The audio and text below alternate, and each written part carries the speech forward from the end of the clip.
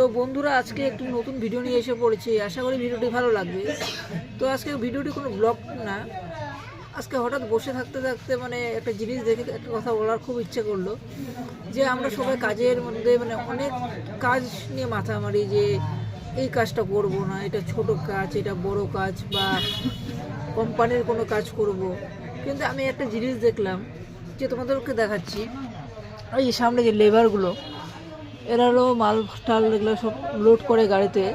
তো এরা যেটা কাজ করে, এদের মান্থলি ইনকাম বলতে পারবে, এরা ডেইলি 800 থেকে 900 টাকা ইনকাম করে, হাজিরা সিস্টেম।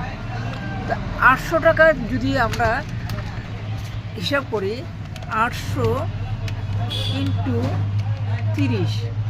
30 দিনে ওরা 24,000 টাকা ইনকাম করে। 24,000 টাকা। এটা বলো তো, কোন কামটা ছোট আর কোন কামটা বড়? ভালো ভালো কোম্পানিতে ঢুকেও কেউ 12,000 টাকা ইনকাম করতে তার একদম কাঁপিয়ে শেষ হয়ে যায়। আর এরা পরিশ্রম করে মান্থলি 24,000 টাকা ইনকাম করে। বললাম আমি 800 টাকা, এমনকি ওদের 1000 টাকা হয়ে যায়।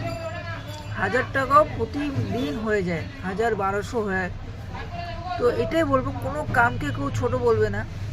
কাম করো, যেই কামই করো না কেন, পুরো ধ্যান দিয়ে করো আর নিজের ইসেতে করো, দমে করো।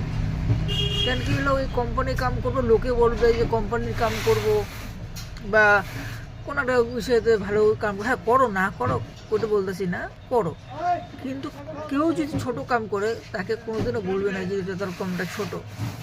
ছোট কামের মধ্যে কিন্তু বেশি পয়সা আছে বাবা, এটা মাথায় রেখো। ওই ভিডিওটি দেখে অনেকজনের অনেক কমেন্ট করবে জানি, যেটা আমার মনের কথা, ওটাই বললাম।